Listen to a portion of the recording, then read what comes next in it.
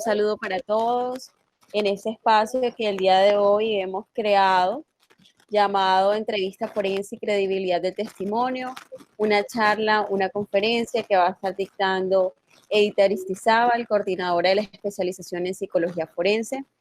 El día de hoy pues quisimos crear este espacio para conversar sobre temas de su interés y sobre todo para crear, permitir que ustedes puedan comunicarse con nosotros si tienen algunas dudas muy puntuales sobre la especialización y que la coordinadora a través de este espacio también pueda responder a sus preguntas, a sus dudas e inquietudes. De todas maneras, también quiero comentarles que las inscripciones a la especialización en este momento se encuentran abiertas. Podemos tenerlas abiertas aproximadamente hasta finales de mayo. La inscripción se realiza a través de la página web, se diligencia un formulario y se adjuntan documentos que son obligatorios como el diploma, las notas de pregrado, su fotocopia de cédula y una foto 3x4 fondo blanco. De todas maneras, en el chat les voy a dejar mi correo para que cualquier duda que tengan me puedan escribir y con mucho gusto puedo apoyarlos en este proceso. Entonces, bueno, los dejo con la profesora Edith Aristizábal, la persona que lo va a estar acompañando el día de hoy con la charla Entrevista Forense y Credibilidad del Testimonio. Gracias, Giselle. Muy buenas tardes. Un gusto estar aquí con ustedes para compartir un rato sobre la entrevista forense. Vamos a trabajar primero una diferenciación entre la entrevista clínica y la entrevista forense, porque son dos entrevistas que guardan diferencia. Entonces vamos a ver primero las diferencias, luego vamos a ver lo que tiene que ver con la entrevista cognitiva y luego nos vamos a ir a la credibilidad del testimonio. La credibilidad del testimonio es un aspecto demasiado importante en la psicología forense, porque en muchos casos de abuso sexual infantil, por ejemplo, solamente contamos con el testimonio del menor como única prueba para el abuso. Entonces es demasiado importante cómo debemos obtener este testimonio, cómo debe ser esa entrevista realizada con el menor abusado, para que lo que él nos diga, el relato del testimonio, guarde credibilidad. Nosotros no podemos afirmar que un abuso sucedió o no sucedió porque nosotros no estuvimos allí presentes, pero lo que sí podemos decir como psicólogos forenses es si ese testimonio se ajusta o no a criterios de credibilidad. Entonces lo que vamos a ver son esos criterios de credibilidad que soportan la entrevista forense. Realizada con menores que han sido menores o adultos que han sido víctimas de abuso sexual. Eso es lo que vamos a trabajar en el día de hoy. Como saben, la psicología forense se articula en el campo entre la psicología y la ley. El perito forense presta sus servicios a los auxiliares de justicia para tratar de discernir algunos elementos y hacer algunos aportes desde la disciplina de la psicología. Es lo que la psicología o el conocimiento psicológico puede aportar a los procesos judiciales. Ahí es donde se articula la psicología forense, que es como una articulación entre la psicología y la ley. Entonces, bueno, yo tengo una presentación que voy a compartir para que nos sirva de apoyo como de material en esta presentación. Entonces decíamos que íbamos a ver la entrevista forense y la evaluación de la credibilidad del testimonio. Que decíamos es un aspecto fundamental a tener en cuenta, cuando la única prueba que tenemos de un abuso sexual, por ejemplo, es el testimonio de un menor. Entonces cobra importancia cómo debe ser este testimonio, cómo debe ser la entrevista para recoger el testimonio del menor de la versión de los hechos de lo que ha sucedido o lo que ha acontecido. Entonces habíamos dicho que íbamos a partir de una diferenciación inicial entre lo que era la psicología forense y la psicología clínica, para diferenciar estos dos tipos de entrevista, porque también hacemos una entrevista en el marco de la clínica y hacemos una entrevista en el campo de lo forense. Entonces, son entrevistas similares, tienen algunas diferencias, vamos a ver inicialmente las diferencias. En el campo de la psicología clínica trabajamos con la realidad subjetiva, es decir, con la realidad que trae el paciente. Lo que el paciente nos dice lo tomamos como realidad, independiente de que no sea cierto lo que nos está diciendo, pero nosotros nos basamos en la realidad subjetiva, es decir, en la realidad psíquica del entrevistado. En cambio, cuando estamos en el campo de lo forense, los datos que nos da el entrevistado requieren una verificación objetiva a través de testimonios de otras personas, de verificación con el entorno, de algunas pruebas, de algunos documentos que nosotros consultamos. Es decir, toda la información que recabamos en el campo de lo forense debe ser una información sujeta a verificación objetiva. No nos quedamos con el testimonio solamente de, en este caso, si fuera un menor de edad, no nos quedamos solo con el testimonio, sino que consultamos algunos documentos, aplicamos algunas pruebas, recabamos testimonio de personas del entorno para completar la información. Entonces, esa es una primera diferencia. La entrevista clínica trabaja con la realidad subjetiva, es decir, asume como realidad lo que el sujeto nos dice, lo que el paciente nos dice. En el campo de lo forense es una entrevista que debe verificarse la información que se ha recibido para comprobar que sea una información veraz y que responda a la realidad objetiva, porque en el campo de lo forense nos movemos en el terreno es de la realidad objetiva. Bueno, en el campo de la psicología clínica o de la entrevista clínica, la motivación del paciente es su curación o la comprensión de lo que le sucede.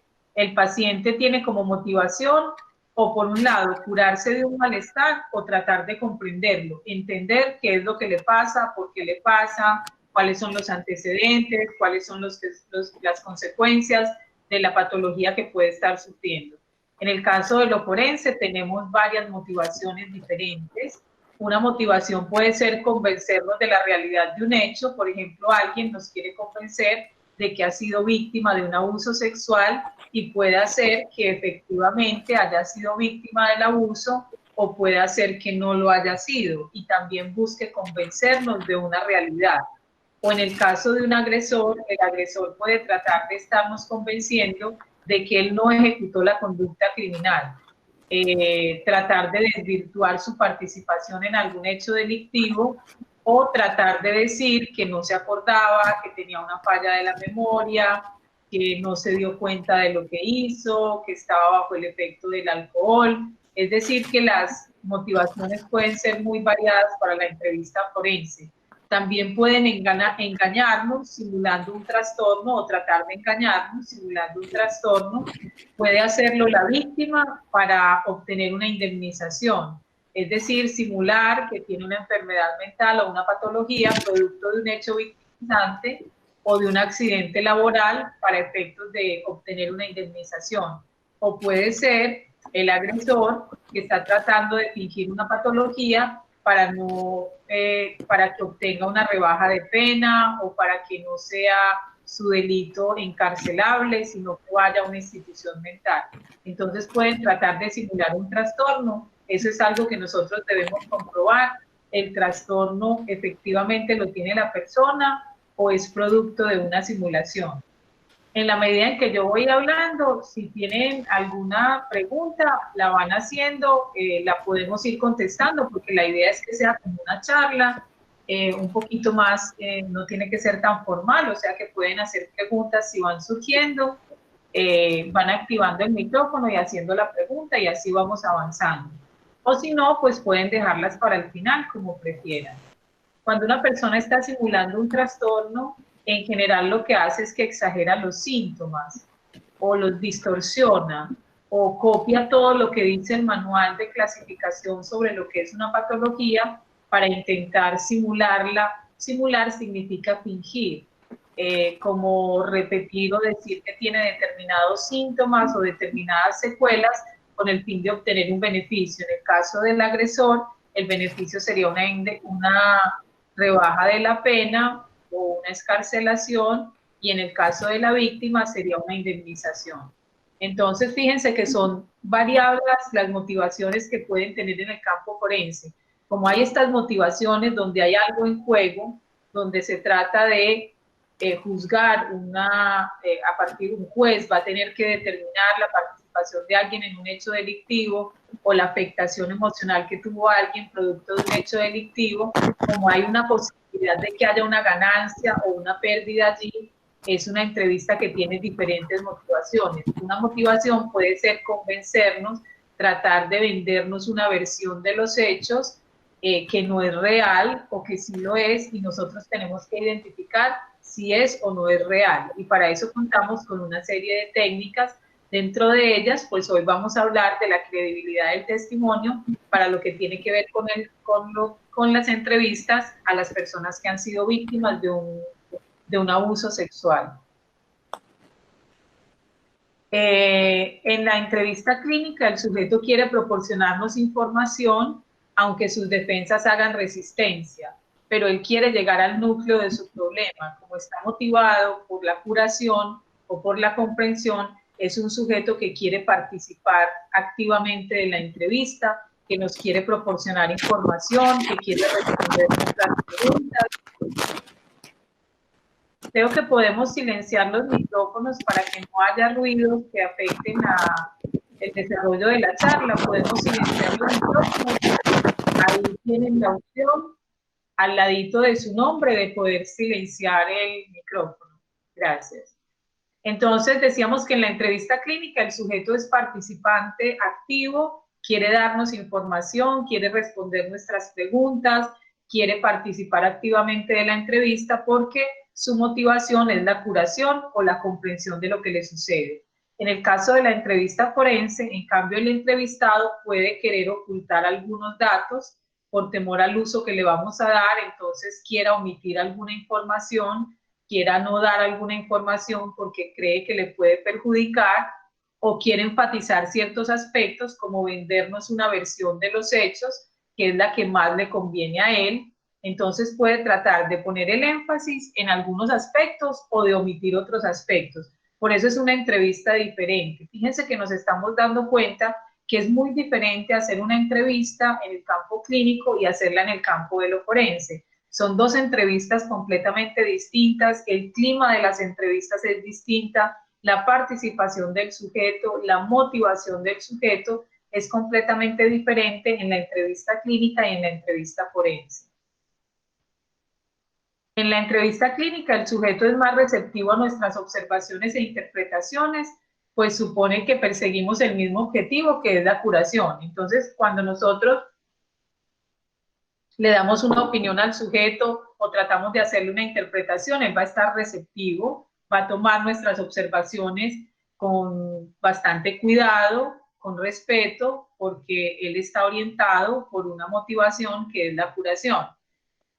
En el caso de lo forense, de la entrevista forense, en cambio, el sujeto se resiste a la confrontación cuando nosotros tratamos de decirle, mira, pero en la entrevista pasada tú me dijiste que habías llegado después de que llegó la víctima, ahora me estás diciendo que llegaste antes. Cuando nosotros confrontamos al sujeto, él no toma bien esta confrontación porque cree que puede ser o operar en contra de él. Entonces, no va a tomar bien las observaciones e interpretaciones, sobre todo si se trata de un agresor que sabe que estamos evaluando su conducta o su comportamiento.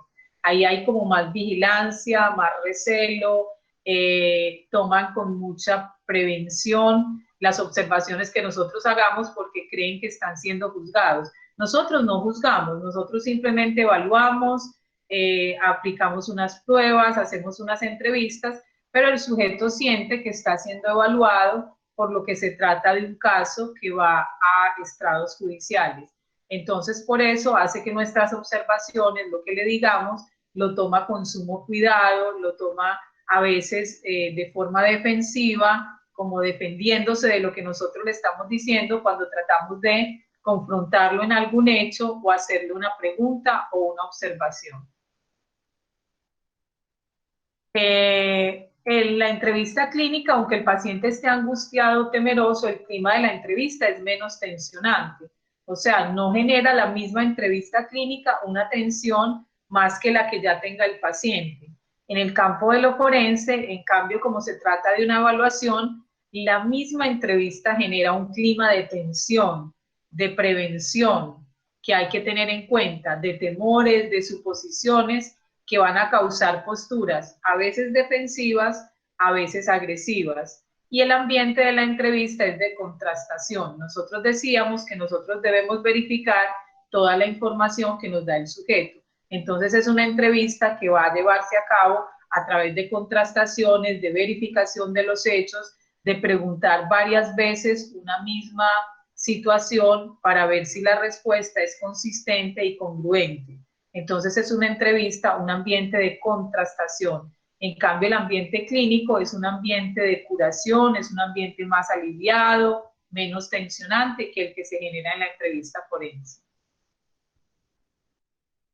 Bueno, ¿a qué puede deberse la falta de exactitud en el testimonio? Se puede deber a aspectos cognitivos, como a fallas en la memoria, dificultades en el lenguaje, debido a la edad también que tiene el sujeto. Por ejemplo, en los niños muy pequeños tenemos una gran dificultad para lo que tiene que ver con los testimonios, porque los relatos de los niños muy pequeños suelen ser muy breves, muy poco descriptivos, y eso lo hace muy difícil para la credibilidad. Nosotros necesitamos un relato más detallado, más, digamos, un relato más detallado, más pormenorizado, que tenga como muchos elementos que nos permitan a nosotros obtener eso que necesitamos para fortalecer la credibilidad del testimonio. La pregunta que nos haríamos es, ¿el testigo, el sospechoso, la víctima, es capaz de ofrecer un testimonio que se ajuste a los hechos? Esa es la respuesta que vamos a tratar de dar. ¿Qué tipo de entrevista hacemos nosotros para que el testimonio del sujeto se ajuste a los hechos, sea un testimonio creíble, sea un testimonio que responda a los criterios de credibilidad que se necesitan para evaluar una entrevista, para evaluar una versión de los hechos? Es decir, que vamos a evaluar la competencia de la persona para testificar, para poder dar una versión de los hechos. Y eso lo vamos a hacer a través de la entrevista cognitiva. El estudio de la credibilidad tiene varias orientaciones. Una puede ser el polígrafo, que es el detector de mentiras, que a veces se ha estudiado la veracidad de un testimonio a partir del polígrafo. Está otro, que es el análisis del contenido verbal del discurso, el CBCA, que vamos a ver algunos aspectos del análisis del análisis de contenido basado en criterios. Esto es lo que vamos a ver. ¿Cuáles son los criterios de credibilidad? Es la tercera parte de nuestra presentación. Primero vimos la diferencia entre la entrevista clínica y la entrevista forense. Luego vamos a ver algunos aspectos de la entrevista cognitiva para llegar al final a lo que tiene que ver con los criterios de credibilidad. Y también se ha hecho la detección del engaño a través de indicadores no verbales o conductuales. Por ejemplo, como que si el sujeto mira hacia algún lugar, que si la velocidad de respuesta es demasiado demorada, entonces podríamos pensar que él está inventando.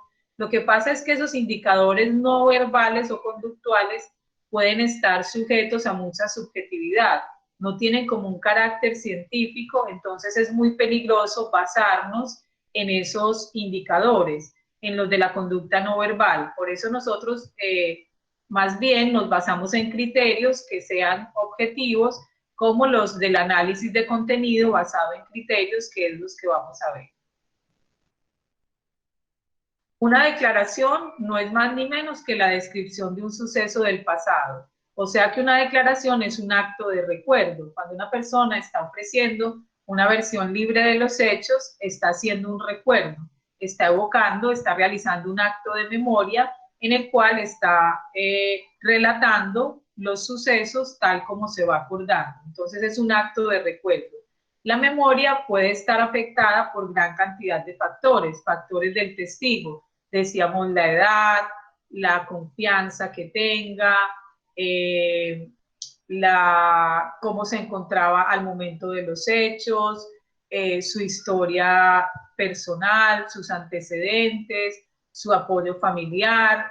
Hay muchos aspectos del testigo que influyen en cómo da una declaración. También hay factores del suceso, estos sucesos que nosotros estamos evaluando. Si, por ejemplo, se trata de un abuso sexual, son sujetos que son potencialmente traumáticos,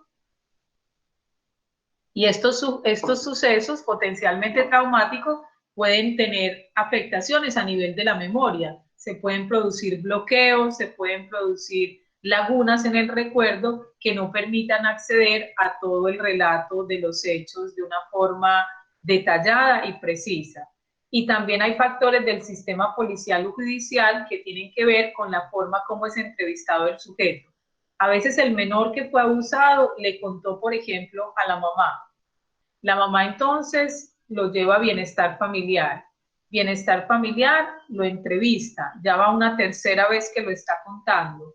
Luego de pronto tiene que ir a medicina legal, policía de infancia y adolescencia. O sea que hay muchas veces que el menor va a ser preguntado por un mismo hecho y cada vez que se le preguntan le van a hacer un tipo de entrevista y este tipo de entrevista puede afectar cómo va a ser la declaración de los hechos. ¿Sí? Entonces, digamos que también hay factores del sistema policial o judicial que se introducen en ese relato de los hechos del cual nosotros queremos evaluar la credibilidad.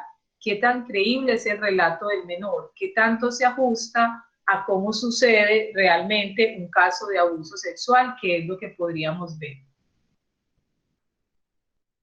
Factores esenciales a tener en cuenta cuando se va a dar una declaración. La demora en el tiempo entre el momento en que sucedió el delito y en el que se toma la declaración a la víctima. Esto es fundamental. Nuestros procesos judiciales son muy demorados. A veces yo estoy evaluando una víctima de un suceso que ocurrió meses o años atrás. Entonces, ese factor del tiempo va a influir mucho porque nosotros sabemos que la memoria se ve afectada por el tiempo. Los detalles se van perdiendo con el tiempo, se conserva como la versión de los hechos, pero muy resumida, pero con el tiempo se van perdiendo los detalles específicos. Entonces nuestra entrevista cognitiva busca ampliar precisamente esos detalles para que no sea tan resumida la versión de los hechos porque la necesitamos lo más completa posible. Entonces, como el tiempo puede jugarnos una mala pasada, de que haya pasado mucho tiempo al momento que vamos a escuchar a la víctima, vamos a hacer toda una reconstrucción del contexto donde sucedieron los hechos para poder obtener esta versión más detallada que sí nos sirva a efectos de la credibilidad. También el número de veces que el menor ha contado el suceso puede afectar su relato, porque ya lo contó una vez, entonces a la siguiente persona que se lo cuenta, por ejemplo, le omite alguna información porque él, como ya la había dicho, entonces no la vuelve a decir. Entonces el hecho de que haya relatado muchas veces el suceso puede también afectar o variar el testimonio que va a dar la persona. Y eso hay que tenerlo en cuenta. ¿Qué tantas veces ha hecho la entrevista? ¿Qué personas lo han entrevistado? ¿Qué tipo de entrevista le han hecho? Todo eso lo necesitamos conocer para poder valorar el testimonio que el menor nos va a dar en el momento en que nosotros le hagamos la entrevista. También hay que tener en cuenta información que ha podido ser sugerida al niño. Esta información que ha podido ser sugerida es que ha podido ser sugerida cuando le han hecho la entrevista. Por ejemplo, ponerle términos que el menor no conoce, como abuso sexual, como eyaculación, como violencia sexual, como violación. De pronto, a veces quien está entrevistando al menor puede utilizar una serie de términos que hagan, que le sugieran información al niño que el niño no tenía. El niño, por ejemplo, vivenciaba el abuso como un juego secreto entre el papá y la niña y no le veía un carácter sexual, pero la persona que lo está entrevistando, al decirle el término de abuso sexual, ya le da una connotación sexual que es sugerida al menor y que el menor no tenía presente. Ya cuando le hablan de la palabra abuso, ya el abuso supone una conducta negativa. Entonces, digamos que ahí hay información que los entrevistadores pueden influirle al niño, se la pueden sugerir en la medida que hagan las entrevistas. Por eso nuestras entrevistas deben ser cero sugestivas. Se trata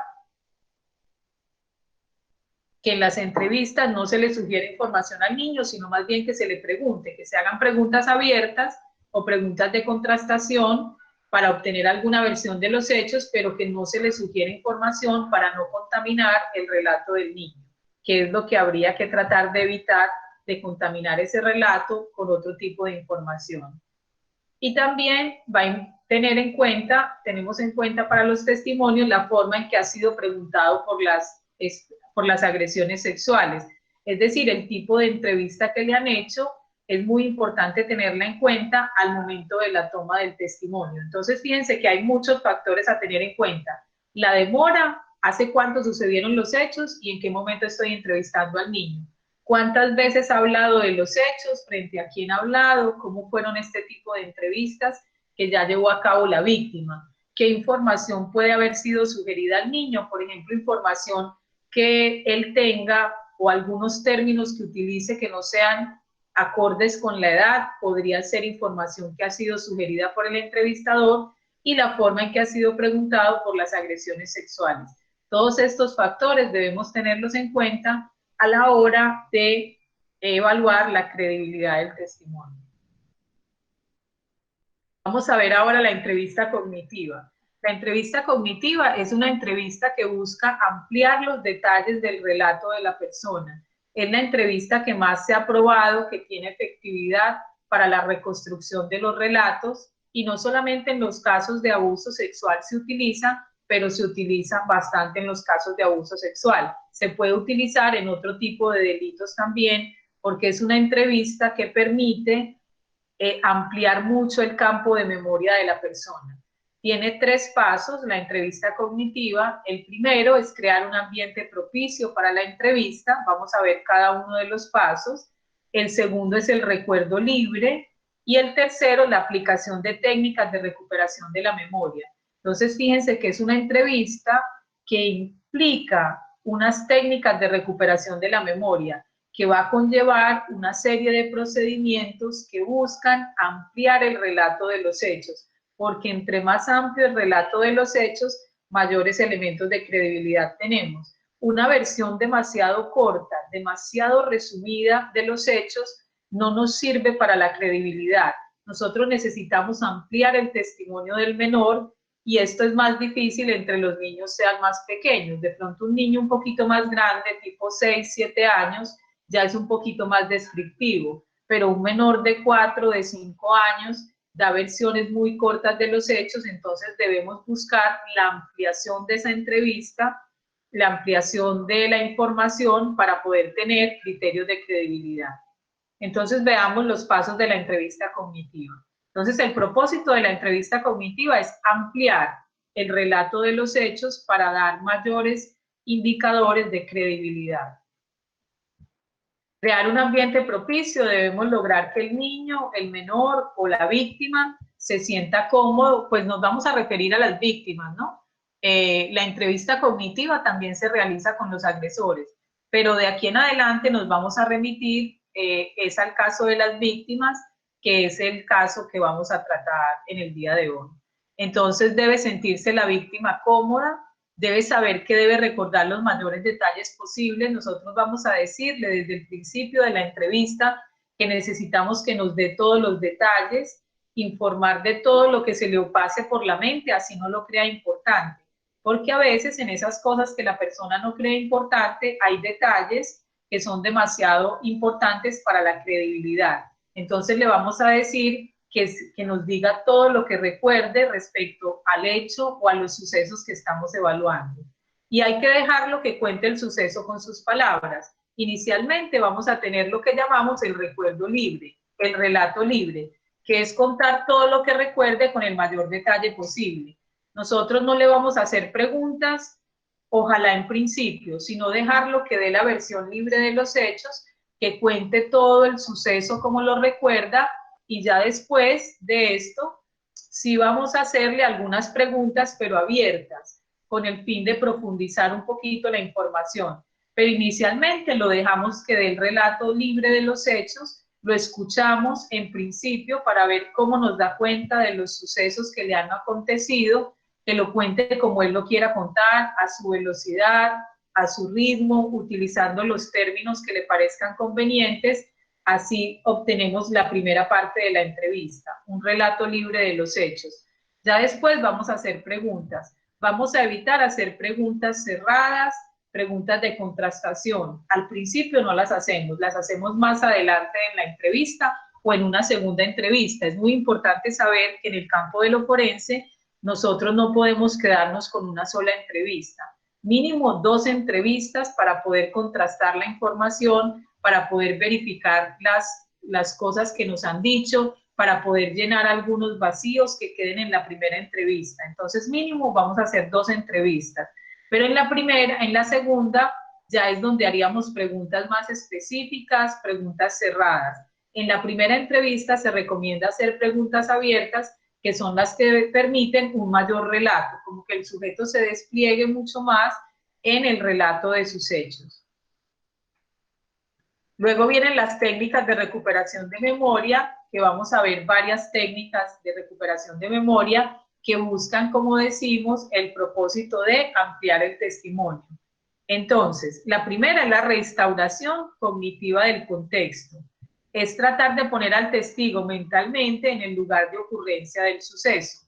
Se le pide imaginar el suceso, intentando recordar todos los aspectos posibles.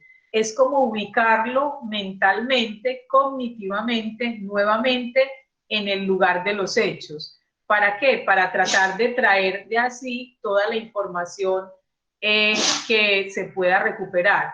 Porque nosotros, al llevarlo mentalmente a la situación, le estamos pidiendo que vuelva y se dé cuenta de todos los elementos perceptuales. ¿Qué tipo de sonido había? ¿Era de día? ¿En qué lugar de la casa estaba? ¿Cómo se encontraba?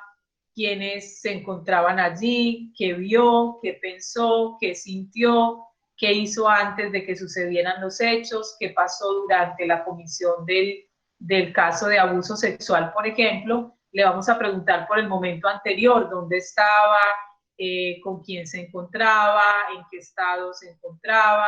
Después, cuando es sacado de su habitación, por ejemplo, si fue sacado de su habitación o llevado a algún lugar durante el acto abusivo, qué pasó durante el acto abusivo, cómo se dieron los hechos, cómo se dieron las cosas, y después qué pasó también, cómo terminó el acto abusivo, qué le dijo el agresor después de que terminó de abusarlo. Todos estos datos van a ser súper importantes. Entonces nosotros vamos a llevar al sujeto imaginariamente al lugar de los hechos para que vuelva a recordar con el mayor detalle posible toda la secuencia de sucesos que fueron sucediendo en la medida en que fue transcurriendo el hecho del abuso sexual.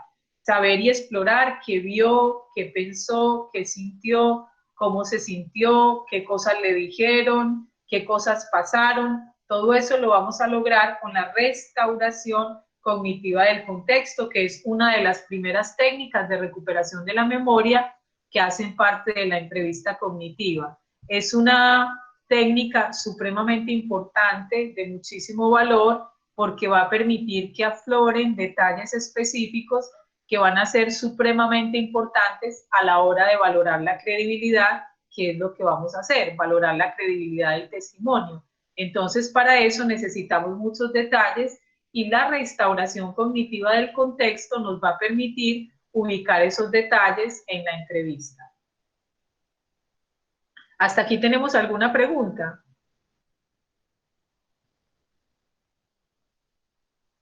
Bueno, saben que hay el espacio para poder preguntar, ¿no? Están con toda la libertad de poder hacer la pregunta en el momento que surja. Entonces tenemos la Sí, restauración cognitiva del contexto. Edith, en el chat ¿Sí? escribieron, está, Voy a bueno, mirar qué escriben. Renao escribió que todo estaba claro, pero James pregunta, ¿desde qué edad se aplica la técnica? Muy bien. La técnica desde la edad que estemos trabajando nosotros. Es decir, si estamos trabajando con un niño, hay algunas de las técnicas que vamos a ver más adelantico que no se recomiendan en los niños muy pequeños, pero la técnica la podemos utilizar, la de restauración cognitiva del contexto, con los niños más pequeñitos inclusive. Hay otras que son el cambio de perspectiva, que sí la vamos a utilizar solamente en niños ya de 6 o 7 años. Pero de resto se puede, la de restauración cognitiva, la de tratar de que el niño imagine o vuelva como al momento en que sucedieron los hechos, esa sí la utilizamos tanto con niños pequeños como con niños más grandecitos.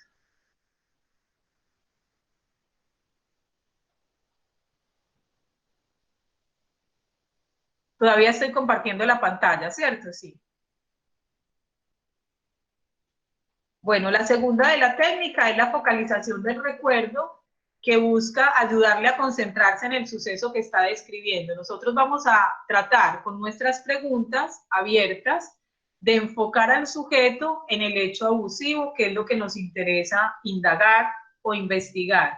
Entonces lo vamos a ayudar a través de las preguntas abiertas que les hagamos, pero sin interrumpirlo cuando tenga relato libre. Siempre el relato libre es lo que hay que privilegiar, pero en momentos de silencio podemos hacer preguntas abiertas que nos lleven a enfocarlo en el tema específico que nos queremos centrar, que en este caso sería el suceso del abuso sexual o los sucesos de abuso sexual, porque cuando se trata de abuso sexual intrafamiliar, muchas veces vamos a tener muchas escenas de abuso sexual que se repiten a lo largo del tiempo. No va a ser un solo hecho abusivo, sino varios abusos que se han cometido a lo largo del tiempo y que podemos, a través de la focalización del recuerdo, hacer que el sujeto pueda recordar o ir evocando esos aspectos esenciales de la conducta abusiva, que son los que le van a dar credibilidad a su testimonio. Tenemos la recuperación extensiva, que tiene dos metodologías. Esta recuperación extensiva no la vamos a utilizar en niños muy pequeños, sino ya a partir por ahí de los 7 o de los 8 años. Esta recuperación extensiva. La primera forma de recuperación extensiva es el cambio, porque puede confundir al niño muy pequeño. Ya vamos a ver por qué. La primera recuperación extensiva, forma de la recuperación extensiva, es el cambio de perspectiva. Le vamos a pedir a la persona que nos cuente el hecho como si él fuera otra persona distinta que vio los hechos, no que los vivió, sino como si hubiera presenciado los hechos, que los relatara como alguien que vio los hechos. Entonces se le pide un cambio de perspectiva.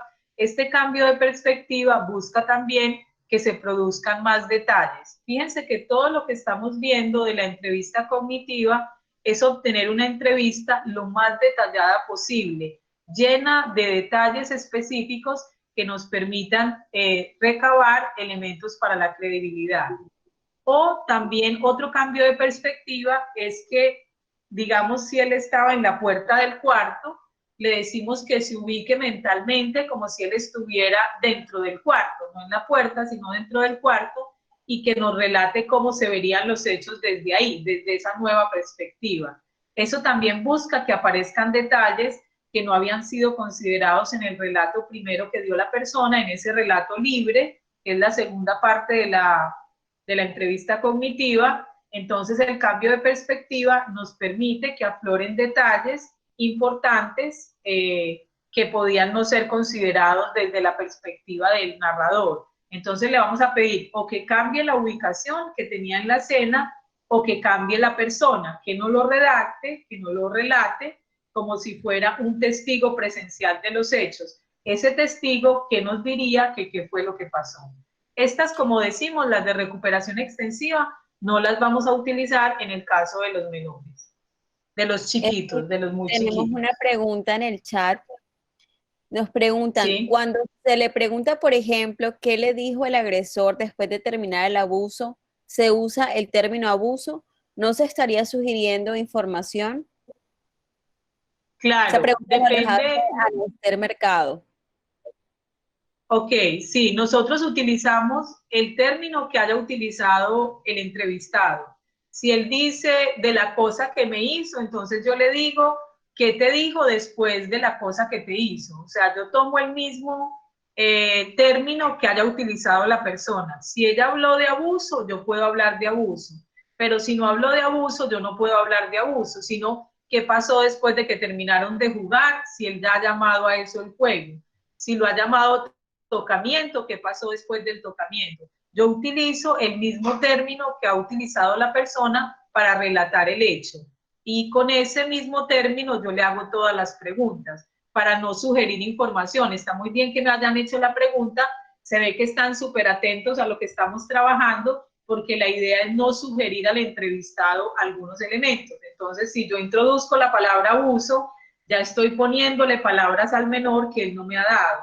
Entonces yo utilizo las palabras del menor, la forma como él se haya referido a los hechos, para tratar de, con esos mismos términos que él utiliza, hacerle la pregunta de qué le dijo el agresor después de que terminaron de jugar, después de que hubo el tocamiento, después de que lo puso en la situación incómoda, según como él nos haya referido el abuso. Nosotros lo llamamos abuso, pues para llamarlo de algún modo, pero vamos a utilizar el mismo término que haya utilizado el menor. Bueno, dentro de las técnicas de recuperación extensiva también está el recuerdo de los hechos desde diferentes puntos de partida. Entonces aquí va a ser una variación en el orden del relato. Por ejemplo, el menor empieza el relato del abuso sexual desde que estaba en su cuarto y luego lo llevan a la sala. Entonces yo luego le voy a pedir que me relate las cosas empezando desde cuando ya está en la sala, no desde cuando estaba en el cuarto. Todas las técnicas tienen el mismo propósito, es que afloren mayores detalles, detalles que han podido pasar por alto el menor o que no los ha considerado importantes. Cuando él se le pide que amplíe un poco la entrevista, va a traer al recuerdo todos estos detalles que nos van a dar muchos elementos para la credibilidad, que es lo que necesitamos fundamentalmente, tener elementos para la credibilidad. Cuantas más vías de acceso se tenga a la información almacenada, más posibilidades vamos a tener de obtener mayores detalles. Entonces, todas las vías que podamos utilizar para recuperar la información son absolutamente valiosas en el contexto de la entrevista forense. Fíjense que en la entrevista forense vamos a pedir varias veces que se nos relaten los hechos. En la entrevista clínica esto no podía ser necesario. Si ya una persona nos contó una vez un relato de los hechos, en la entrevista clínica yo no le voy a pedir que lo vuelva a hacer o que cambie de perspectiva, porque ahí no tendría como mucho sentido hacerlo. Aquí sí tiene todo el sentido de que nosotros estamos tratando de producir mayores detalles para poder obtener mayores criterios de credibilidad. Entonces tenemos como técnicas de recuperación de la memoria la restauración cognitiva del contexto, que es que se ponga mentalmente en el lugar de los hechos, la focalización del recuerdo, la recuperación extensiva, que hay dos técnicas para la recuperación extensiva, está el cambio de perspectiva y el recuerdo de los hechos desde diferentes puntos de partida. Todas buscan obtener mayores detalles de la entrevista y hacerla más rica en detalles para que nos dé más elementos de credibilidad. Pero la entrevista cognitiva pues también tiene sus limitaciones. Al pedirle que recupere la información varias veces, puede elaborar demasiado la información y entonces ya en lugar de darnos muchos detalles, decir, no, las cosas pasaron así, así y así. Ya como que la ha contado muchas veces, entonces lo dice muy resumido. Eso puede ser una dificultad. O la segunda, intentar llenar los huecos de la memoria con material de otros episodios.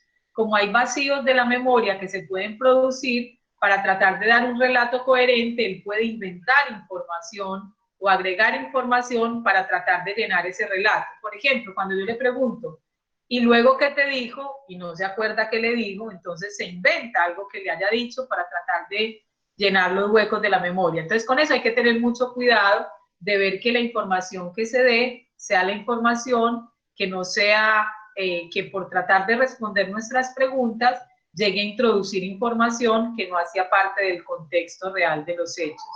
Y también puede permitirle hacer suposiciones o inferencias, es decir, suponer por el tipo de pregunta que le hacemos, qué tipo de respuesta queremos nosotros y entonces tergiversar un poco la información para contestar a esas preguntas. Entonces hay que tener en cuenta que la entrevista cognitiva tiene grandes ventajas indudablemente, porque nos permite obtener detalles muy específicos, nos permite ampliar los indicadores de credibilidad, pero también tener un poquito de precaución en la forma como va a ser realizada, que realmente esté enfocada en la versión de los hechos y que no haya como mucho forzamiento hacia el entrevistado para que él trate de producir una información que le estamos pidiendo, sino lo que él sea capaz de decirnos, porque vamos a tener sujetos muy pequeños haciéndoles estas entrevistas y nosotros debemos tener en cuenta las capacidades cognitivas del menor. Es decir, tenemos que tener en cuenta qué edad tiene,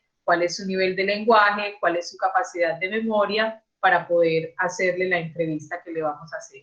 Vamos a ver ahora entonces los criterios de credibilidad que vamos a intentar obtener a través de la entrevista cognitiva. El primero que tenemos es el anclaje de la ocurrencia en tiempo y lugar. Los sucesos reales no se producen en el vacío, sino en un tiempo y en un lugar concreto. Para los niños es muy difícil ubicar el tiempo y no nos va a decir eso sucedía a las 3 de la tarde o a las 4. Entonces, ¿yo cómo hago? Yo le pido al menor que me relate un día.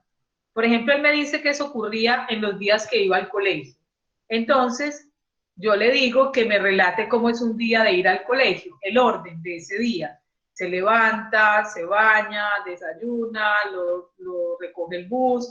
Bueno, y en ese día yo le voy a pedir que ubique dónde ocurrían los hechos, para que él trate de introducir esos hechos en su rutina habitual, para nosotros obtener un detalle del tiempo y el lugar donde sucedían los hechos. Entonces yo le pido que él me diga un día de su vida y en ese día tratar de introducir el hecho abusivo, en qué momento ocurría. Eso le da mucha credibilidad al testimonio. Que él diga era antes del desayuno, después del desayuno, cuando estábamos haciendo las tareas, cuando era el tiempo de ver la televisión, yo ya me había quitado el uniforme del colegio, estaba con ropa de casa. Entre más lo logre introducir dentro de la rutina, mayor credibilidad tiene el testimonio. Entonces nosotros le vamos a ayudar con las preguntas, ubicándolos en la secuencia de las actividades que realiza en un día, para en esa secuencia de actividades poder introducir en qué momento ocurría el hecho abusivo. Un niño más grandecito sí sería más fácil para él ubicarlo en el tiempo, y él dice después del almuerzo, antes de las tareas, pero para los niños más pequeños es importante como darle toda la rutina del día y que dentro de esa rutina del día él nos ubique el momento específico en que sucedían las cosas. Bueno, el segundo criterio derivado de la declaración es la concreción. Entonces ya hemos dicho que una declaración muy resumida es insuficiente. Nosotros necesitamos detalles específicos, riqueza de detalles informados para poder tener una credibilidad mayor. Entonces, cuando la versión es demasiado resumida, necesitamos hacer preguntas: ¿qué pasaba? ¿Dónde pasaba? ¿Qué te decía? ¿Cómo te sentías tú? ¿Qué tipo de actividad se realizaba? ¿Qué pasaba cuando te encontrabas con el agresor? Si era un agresor intrafamiliar, ¿qué pasaba a la hora de la cena, a la hora de estar todos en familia? Como para obtener mayores datos es muy importante, porque un relato muy concreto no nos sirve. Entonces necesitamos ampliar este relato, y para eso es que nosotros hacemos todo este tipo de preguntas. La riqueza de detalles informados es demasiado importante. Los detalles son el mayor, la mayor, lo que mayor perseguimos en la entrevista es obtener detalles, por ejemplo, superfluos, que diga y se peinaba y me ponía una hebilla. Como detalles superfluos quiere decir detalles que no están conectados directamente con el abuso sexual, sino como con la escena donde ocurrían los hechos. Ese tipo de detalles le da mucha credibilidad al testimonio, lo hace mucho más creíble. Entonces nosotros por eso le preguntamos qué pasaba, qué hacía, qué te decía, dónde sucedían las cosas, para tratar de obtener toda esta serie de detalles. La originalidad también, cuando haya como algo original, como que ponía una música o que cantaba algo, o por ejemplo que ubicaba las cosas de determinado lugar, que le tomaba una fotografía, que lo ponía a ver videos pornográficos. Nosotros hemos visto que esta es una práctica que utilizan mucho los abusadores sexuales, que es poner a los niños a ver videos pornográficos para supuestamente excitarlos, como si pensaran ellos que un niño se excita con ese tipo de situación. Entonces, este tipo de detalles le da mucha credibilidad al testimonio, porque son cosas que el menor no se podría haber inventado. Entonces, eso le da más realidad y más peso a la versión de los hechos. La Edith nos consistencia pregunta, interna. Robin Ah, claro. Restrepo, Robin Restrepo nos hace una pregunta. ¿Y cómo sería un ejemplo en otro tipo de escenario distinto a un abuso sexual?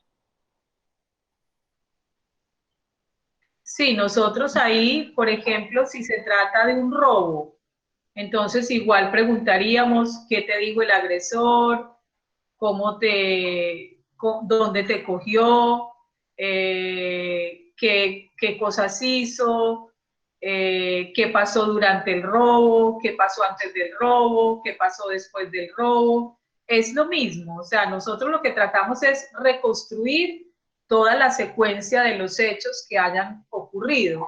Entonces lo que vamos a pedir es ampliar la información para tratar de completar toda la versión de los hechos. Es decir, que lo que nosotros preguntamos, lo que apunta es a producir detalles específicos de la interacción con el agresor.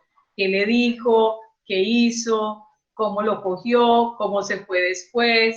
¿Qué le dijo durante el robo? ¿Qué tipo de actividades hizo? ¿Cómo se aseguró de que no lo fueran a coger? ¿Era un sitio oscuro? ¿Era un sitio claro? Todo ese tipo de detalles son los que nosotros vamos a ir preguntando. Entonces lo que hacemos es que del relato que nos dio la persona le hacemos preguntas abiertas para tratar de obtener una mayor información. Entonces, en todos los contextos se puede utilizar la entrevista cognitiva con el propósito de obtener mayores detalles de la interacción entre la víctima y el agresor, que es lo que buscamos reconstruir esos hechos que están siendo materia de investigación. Decíamos que la consistencia interna era muy importante y era que las partes del relato estén conectadas lógicamente, como que haya un antes, un durante y un después. Que si él me dice que lo llevó al cuarto, entonces luego qué hicieron en el cuarto, luego cómo salieron del cuarto, que haya consistencia en el relato, como coherencia entre la secuencia de los hechos. Cuando haya hechos que nos parezcan desconectados, debemos hacer una pregunta para lograr la conexión de ese hecho con el relato de la persona, para lograr integrarlo como en un todo coherente para que la versión sea lo más creíble posible. Entonces nosotros, lo que esté como desencadenado, como que de repente diga, y entonces ya empezó a tocarme, pero ¿de dónde te llevó? ¿Tú dónde estabas? ¿Dónde se encontraban? Entonces se le hacen preguntas para tratar de obtener esa conexión entre los hechos, para que los hechos sean coherentes y estén conectados de forma lógica unos con otros. La mención de detalles específicos de la relación agresión-víctima, agresor-víctima es supremamente importante. Por ejemplo, los casos de abuso sexual intrafamiliar siempre son casos de abuso donde se hace una progresión de la conducta. Primero trata de ver que el menor guarde secreto, luego empieza con un tocamiento, luego lo besa, luego intenta avanzar más. Entonces, toda esta forma como el agresor se fue aproximando, primero con cariño, primero con caricias, primero con decirle cosas, primero garantizando que va a mantener el secreto. Todo este tipo de detalles de la relación agresor-víctima es supremamente importante porque nosotros podemos decir, lo que nos relata el menor es congruente con la forma como se desarrolla un abuso sexual intrafamiliar. Primero empiezan agradando al menor, llevándole regalitos, llevándole juguetes, llevándole dulces, luego tratando de garantizar el secreto, luego con ciertas palabras, luego con ciertos gestos, luego ya pasa las caricias, luego ya pasa el tocamiento, luego ya pasa la penetración. Entonces, esa progresión de la aproximación con el agresor es súper importante. Cómo se fue acercando al menor, cómo fue ese paso a paso para llegar al punto del abuso sexual, porque cuando se trata de un abuso sexual intrafamiliar, en general no llegan directamente a la penetración o al abuso, sino que van realizando un tipo de conductas progresivas que los van acercando ya a la conducta abusiva como tal. También ver cómo se inició la conducta, cómo se mantiene, cuáles son las condiciones para el encubrimiento, hay amenazas, hay chantaje emocional. En el caso de los niños pequeños, las amenazas suelen ser que lo van a matar, que los van a dejar sin casa, que los van a poner a pasar hambre, porque un niño muy pequeño cree que esto puede ser posible, que por ejemplo los puedan matar. Ya un chico más grande va a decir, no, pues ¿cómo nos van a matar? Los llevan a la cárcel. Pero con los niños más pequeños este tipo de amenazas es más viable que funcionen. Con los más grandecitos suelen utilizar el chantaje emocional, como a ti nadie te va a creer, yo voy a decir que es mentira, que tú te lo inventaste, que eres una mala persona, tu mami no te va a creer a ti. Utilizan más el chantaje emocional. Edith, Y tenemos también dos describir las preguntas. actitudes. Ay, claro, dale. Sí, tenemos una pregunta de Laura Andrea Romero Rodríguez. Dice, ¿cómo es el escenario de la entrevista cuando el menor ha contado la versión de los hechos varias veces ante las autoridades? Si queremos tener cuidado de no revictimizarlo. Sí.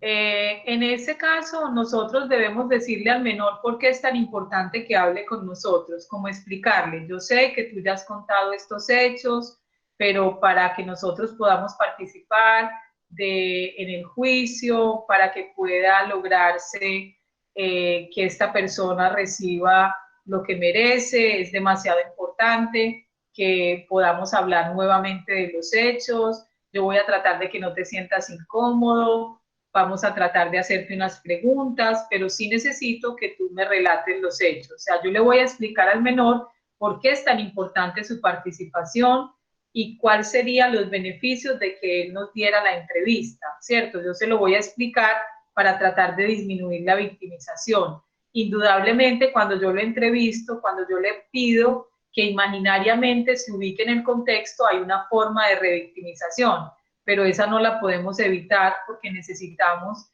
los detalles específicos. Si yo ya veo que el menor está demasiado afectado, paro la entrevista, sigo en otro día, más adelante cuando él ya se haya recuperado, o voy a otra parte de hablarle de otra cosa, como de su colegio, para ver un poco cómo relata los hechos, porque a mí me interesa saber cómo relata los hechos. Me puedo ir a hablar de otro tema mientras pasa el momento doloroso y difícil. Pero sí, nosotros explicándole al menor por qué es la necesidad de que lo entrevistemos, podemos disminuir los efectos de la victimización. Tú me dijiste que Ok. había dos preguntas, ¿cierto? ¿Cuál era la Sí, otra? la otra pregunta es de James. Dice, durante el relato la víctima puede hacer silencios. ¿Cómo manejar los silencios? ¿Cómo saber cuándo es suficiente para romper el silencio? Bien, sí, ahí habría que tener en cuenta como en qué momento se produce el silencio, ¿cierto? Si es que ya terminó de contar algo y cree que ya nos dijo como toda la información, ese puede ser un momento de silencio, o puede ser cuando le preguntamos algo que es difícil para contestarle. Entonces yo le puedo decir cosas como, yo sé que es una pregunta difícil, que puede ser difícil para ti recordar estos hechos, pero necesitamos hacerlo para poder brindarle una información lo más completa posible al juez. Entonces yo voy manejando el silencio de acuerdo al momento en que surge el silencio. Debo ver o tratar de entender qué es lo que está produciendo el silencio de la persona para saber cómo aproximarme a ese silencio. Poder tratar de entender a qué responde el silencio para poder entonces mirar de qué forma puedo yo hacerle una pregunta para que continúe hablando o relatando los hechos. Bueno, entonces habíamos dicho en la mención de detalles específicos de la relación agresión-víctima, evaluar la actitud y la conducta tanto de la víctima como del agresor. ¿Cómo fue variando esa actitud a lo largo del tiempo? Al principio lo buscaba muchas veces, después no lo buscaba tantos, o al contrario, al principio lo buscaba muy pocas veces, luego ya lo cogía en todas las partes de la casa, lo sacaba más rápidamente de su cuarto, había una actitud de pronto más cariñosa al principio, un poquito más severa al final. Entonces voy a describir, a pedirle al menor que me describa cómo fue cambiando la actitud del agresor en la medida en que fue progresando el abuso, cuando se trata de abusos sexuales prolongados, que son los que suceden en el contexto intrafamiliar. que se presentan varias conductas abusivas, entonces aquí va a haber un cambio de la conducta del agresor hacia la víctima. Hay otras manifestaciones especiales de los criterios fundamentales que también se tienen en cuenta en lo que tiene que ver con el análisis de la credibilidad. Están las medidas de precaución contra el descubrimiento. Es demasiado importante saber cómo el agresor garantizó que el menor mantuviera el secreto, qué tipo de estrategias utilizó. Utilizó el chantaje emocional, utilizó la amenaza, utilizó comprarle algo, ofrecerle algo, amenazarlo, qué tipo de medidas tomó para mantener el secreto. Esto es supremamente importante y le da mucha credibilidad al testimonio. Entonces, decir, este es nuestro secreto, esto es algo entre papi y tú, no lo vamos a comentar con nadie. ¿Cómo hizo el agresor para garantizar el mantenimiento del secreto? ¿O qué hizo para que el menor no contara el hecho abusivo tan pronto sucedió? ¿Qué tipo de actitudes o de comportamientos hizo o qué tipo de amenazas o de chantajes? Esto es demasiado importante hacerlo. También lo que tiene que ver con la simulación. La simulación tiene que ver con la actuación. Que el niño actúe, por ejemplo, como hacía el otro, como hacía un gesto. El tipo de expresión de su rostro, como que trate de imitar el comportamiento del agresor.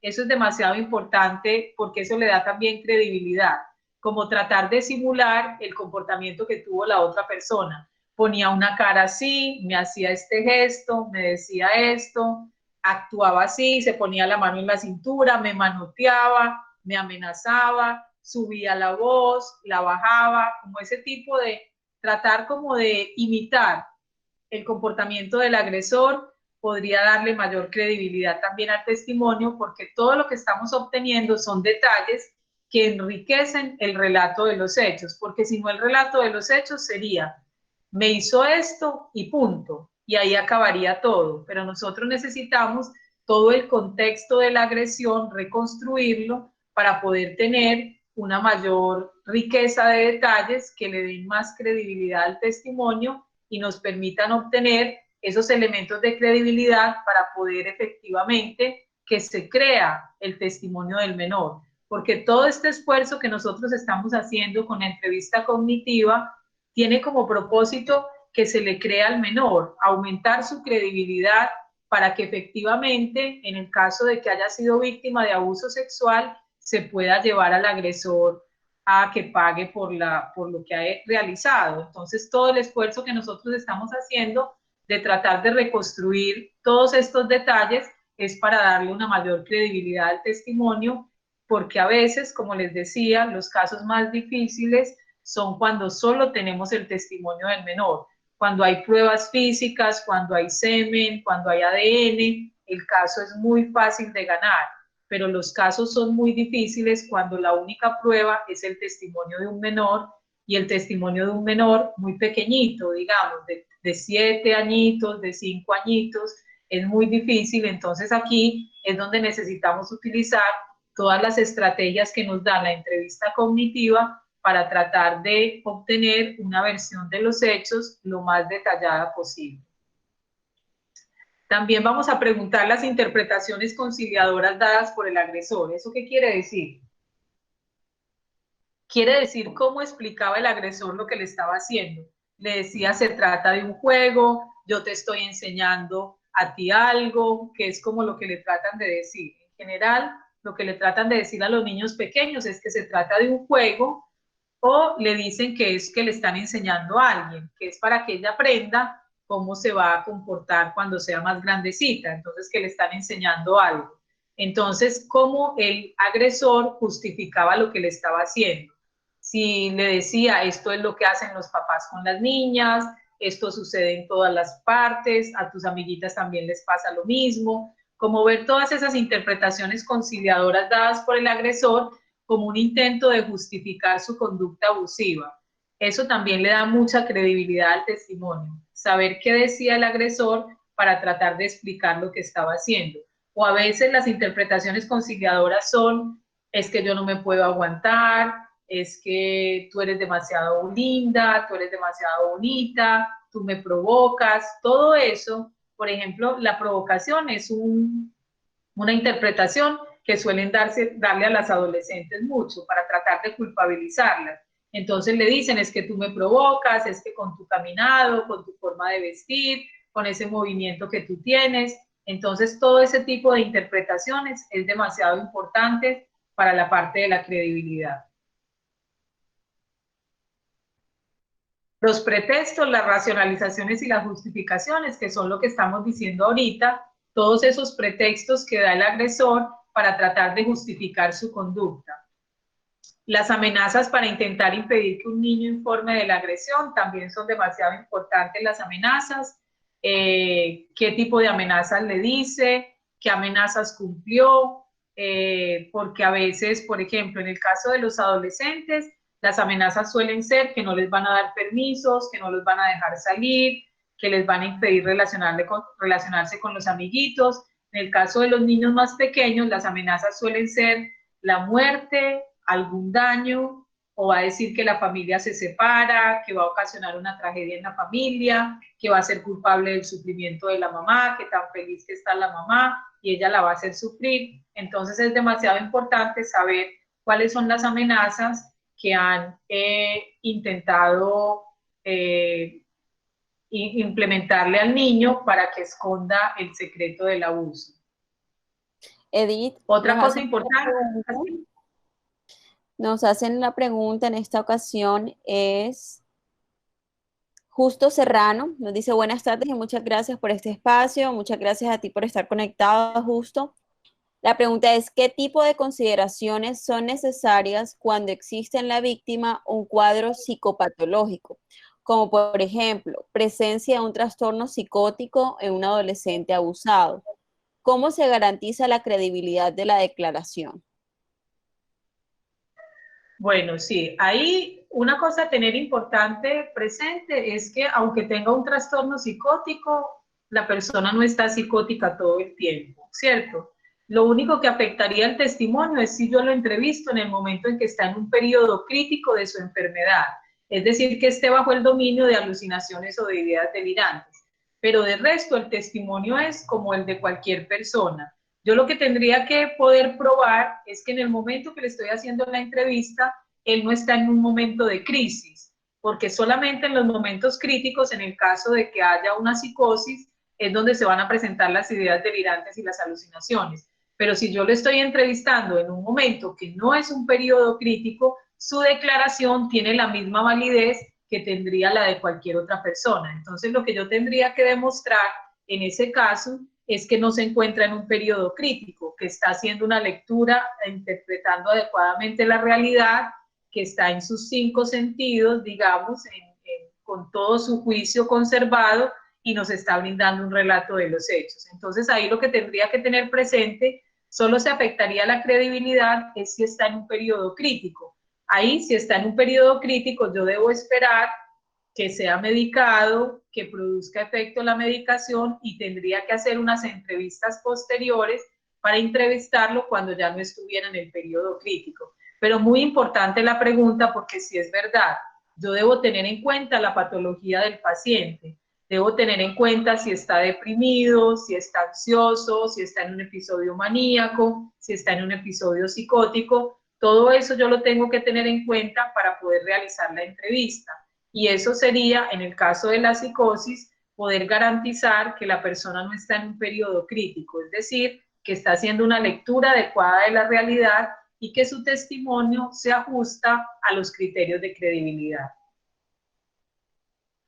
Bueno, las objeciones anticipadas a la credibilidad, eso es demasiado importante también, como que el menor diga, yo no había contado nada porque pensé que nadie me iba a creer, él me había dicho que nadie me iba a creer, que todos iban a decir que era una mentira o que si él lo contaba, entonces se iba a generar una desgracia para la familia, entonces que por eso él no lo contaba. Como todo lo que diga el menor de por qué él no había contado los hechos, qué temores tenía, temor de que no lo creyeran, temor de que se burlaran de él, temor de ser señalado como una víctima, temor de las consecuencias que eso traiga para la familia, temor de lo que le suceda al agresor, porque en el caso de violencia intrafamiliar, veamos que lo que complejiza mucho más los casos de violencia intrafamiliar es que hay una relación con el agresor, que es el papá, el padrastro, el tío o el primo, y entonces ya hay un tipo de relación que hay con estas personas que va a ser más complejo el hecho de poder denunciar, porque también hay un temor de que le vaya a pasar a esa persona, que vaya a ir a la cárcel, que vaya a sufrir un castigo. Eso también puede ser un motivo por el cual el menor no cuente los hechos. Entonces aquí es todo lo que hace de por qué él pensó que no le iban a creer. Eso le agrega, yo lo puedo preguntar, ¿tú por qué no habías contado? ¿Qué pensabas que pasaba si tú contabas? ¿Qué crees que iba a suceder en el momento en que tú le dijeras a tu mami lo que estaba pasando o que contara lo que estaba sucediendo para tratar de obtener esto? Estos detalles que nosotros estamos viendo en la credibilidad tendrían preguntas que nos ayudan a obtener cada uno de estos detalles. Entonces aquí sería la pregunta, ¿qué pensaste que iba a suceder cuando lo contaras? ¿Qué temores tenías? ¿Qué creías que podía suceder? Para ver cuáles son las objeciones anticipadas. En general, la objeción más común es no me iban a creer o le iban a creer más a él que a mí. Esas son como las objeciones anticipadas más comunes que tenemos.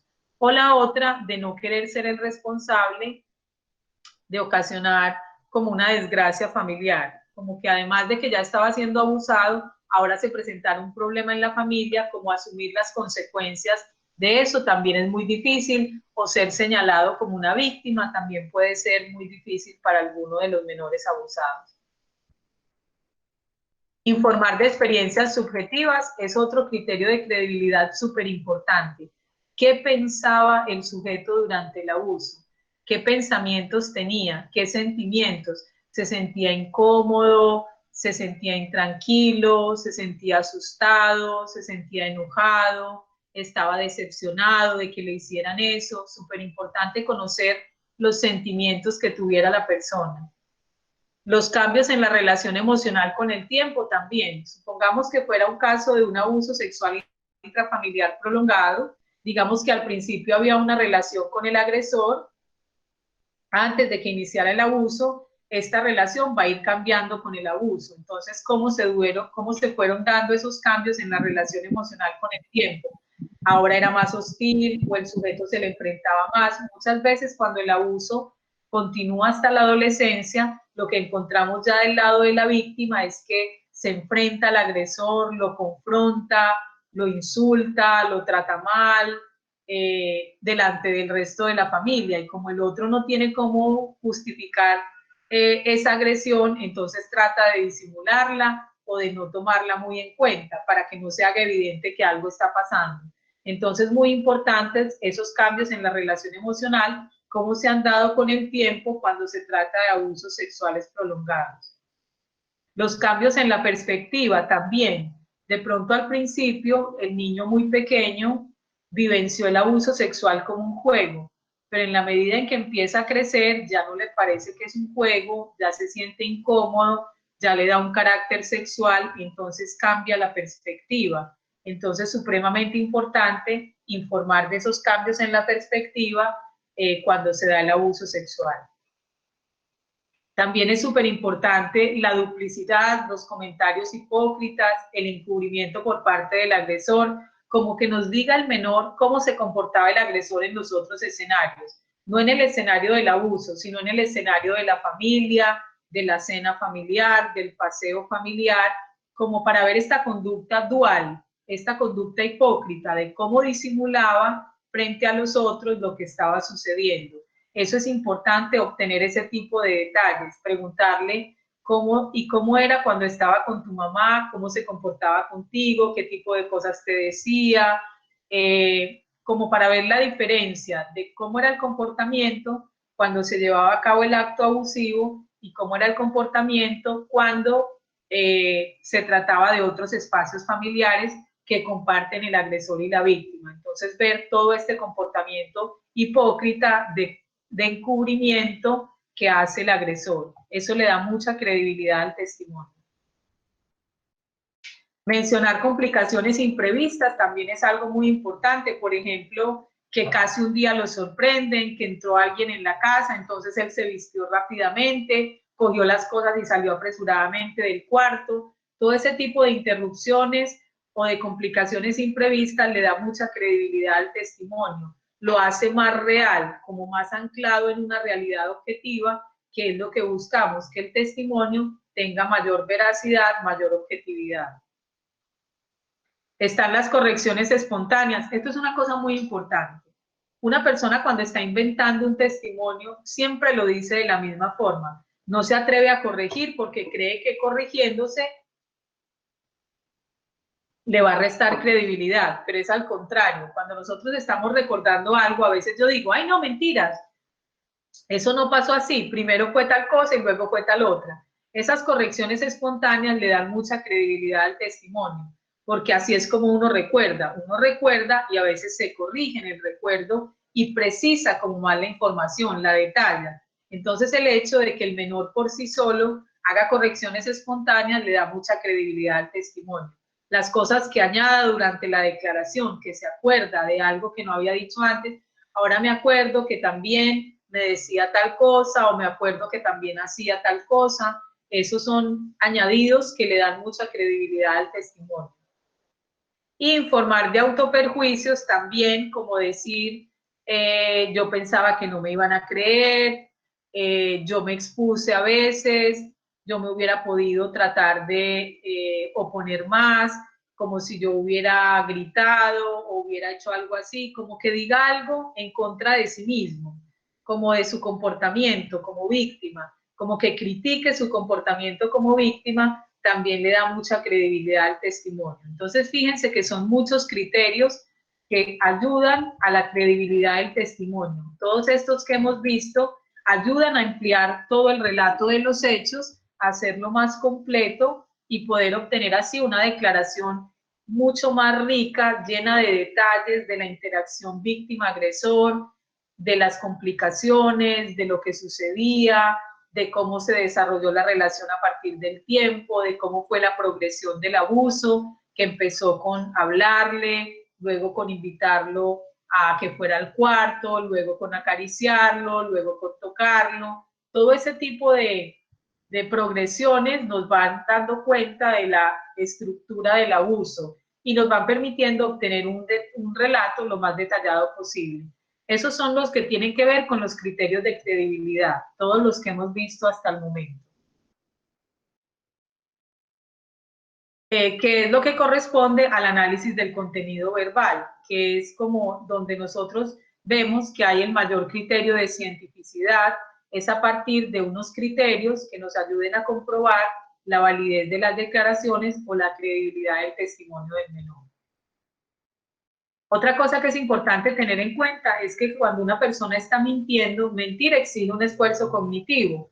Yo tengo que tratar de acordarme de cuál fue la versión de lo que vi de los hechos para poderla dar más adelante. Por eso es que se acostumbran a hacer varias entrevistas, para que en caso de que un testimonio sea inventado, porque pueda que estemos frente a un testimonio inventado, no siempre es real el abuso, a veces puede ser que se está inventando el abuso, entonces pueda cambiar los hechos en la medida en que no se acuerda de qué era lo que estaba diciendo antes. Nosotros entre una entrevista y otra debemos dejar pasar al menos 15 días para tratar de ver que se mantenga la misma versión de los hechos que se estaba llevando a cabo.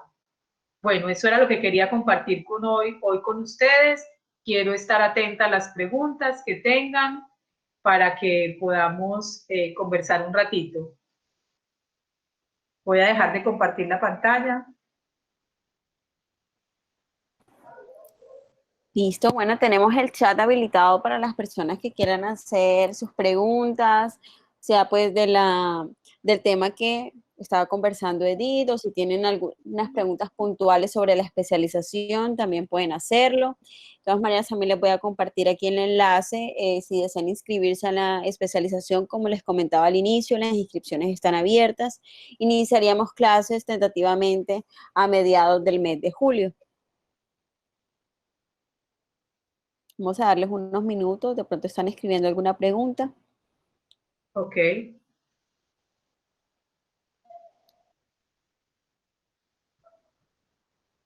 Aquí nos pregunta Pamela Flores, el tiempo recomendable, si lo hay, para llevar a cabo este tipo de entrevista y especialmente en el caso de los niños, ¿cuál sería? Bueno, súper importante, sí. En el caso de los adultos, pues de los niños más grandecitos, la entrevista puede ser un poquito más prolongada, por ejemplo, de una hora y media. En el caso de los niños muy pequeños, debemos hacer pausas, como cortar un poquito la entrevista, por ejemplo, a la media hora, porque ellos no pueden sostener la atención tanto tiempo. Entonces, cortar un momentico la entrevista y ponerlo a dibujar algo o interrumpir, como hacer otra cosa o preguntarle de otra cosa diferente, ponerlo a jugar un ratito para retomar nuevamente la entrevista, porque los tiempos en que puede mantener la atención un niño muy pequeño son diferentes de un niño más grandecito. El niño más grandecito por el colegio está acostumbrado a enfocar la atención por ahí en una hora, que es una hora de clase. Entonces con ellos podríamos durar una horita, pero con el niño es recomendable, con el niño más pequeño, hacer pausas como cada media hora. Entonces podemos tener un material como de juguetes o de dibujo para que él pueda pintar un ratico, cambie la actividad, se enfoque en otra cosa y lo podamos nuevamente volver a entrevistar. Tenemos otra pregunta de Ana Esther Mercado. Dice, ¿cómo diferenciar que estas discrepancias en el testimonio es porque son mentira o porque son manifestación del estrés? Claro, eso es súper importante porque a veces el estrés puede ocasionar que haya, digamos, variaciones en las declaraciones de la persona. Por eso nosotros decíamos que la primera parte de la entrevista cognitiva era crear el ambiente propicio, como hacer un ambiente lo menos tensionante posible, aunque estamos en un contexto de evaluación, pero debemos tratar de hacerlo lo menos tensionante posible para que pueda tener como mayor libertad de expresión, ¿cierto? Para que pueda verse, no esté tan estresado, tan tensionado el niño, que como sabe que lo están evaluando, está como cuando le van a hacer una evaluación en el colegio, que está muy tensionadito. Para eso nos sirven los criterios de credibilidad, para diferenciar un testimonio que sea cierto de un testimonio que sea una mentira. Entonces, básicamente, todos esos criterios que hemos visto son los que apoyan la veracidad del testimonio. Es decir, que es un testimonio que corresponde a un hecho que realmente ocurrió, que es lo que nosotros podemos decir. Que la otra pregunta que nos hacen si es directamente con el posgrado. Dice, ¿existe alguna homologación con la maestría en psicología clínica? ¿Es posible? No hay homologación porque las materias son supremamente diferentes, o sea, las materias de forense son supremamente específicas, entonces no habría posibilidad de homologar con las materias que se han visto en la maestría en psicología clínica. Habría que cursarla completamente porque son materias muy específicas que no se han dado en la maestría en psicología clínica. Ok. Laura Andrea Romero nos hace una pregunta. En psicología forense aplicamos pruebas psicológicas para verificar la veracidad del testimonio, además de la prueba del polígrafo mencionada en la ponencia. Sí, la prueba del polígrafo no la utilizamos, ¿cierto? Eso no lo utilizamos para el testimonio de los menores. Pruebas psicológicas, las pruebas psicológicas no son para verificar la veracidad del testimonio, sino para verificar la afectación emocional. Por ejemplo, pruebas de trauma, de depresión, de ansiedad en los niños, de lo que creemos que son las consecuencias del abuso. Entonces, ahí sí aplicamos pruebas para poder ver cuál es el nivel de afectación emocional que el abuso ha causado sobre el niño.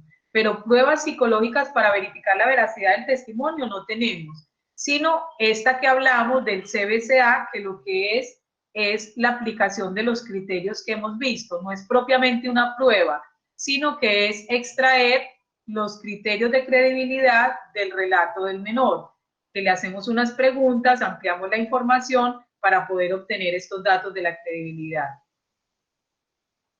De acuerdo, no tenemos más preguntas. De todas maneras, queremos agradecer a las casi más de 60 personas que tuvimos conectadas en esta sesión. A las personas que estén interesadas en tener la grabación de esta ponencia, pueden escribirme al correo giselle.t@uninorte.edu.co y con mucho gusto se los compartimos. Si desean también ampliar mayor información, nos pueden compartir a través de ese correo también preguntas que las estaremos respondiendo a medida que las vayamos recibiendo.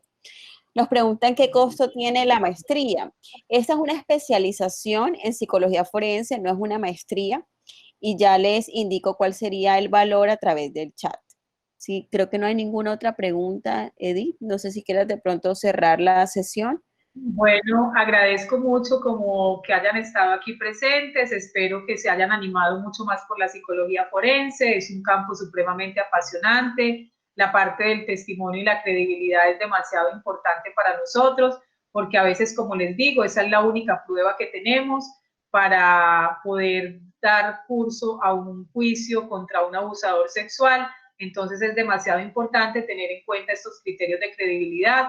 Espero que que hayan aprendido cosas nuevas, interesantes y que queden súper motivados por la especialización. Bueno, muchas gracias también a todos. Quedamos atentos a cualquier otra pregunta que puedan tener por correo electrónico a través de las redes sociales de los posgrados de la División de Humanidades. Nos pueden encontrar como @posgrados Humanidades UN. Muchas gracias a todos. Muchas gracias, Edith. Les voy a enviar nuevamente el correo como le están pidiendo. Listo, ahí está enviado. Listo, Chao, Edith. bueno, muchísimas Chao a gracias, todos. hasta luego.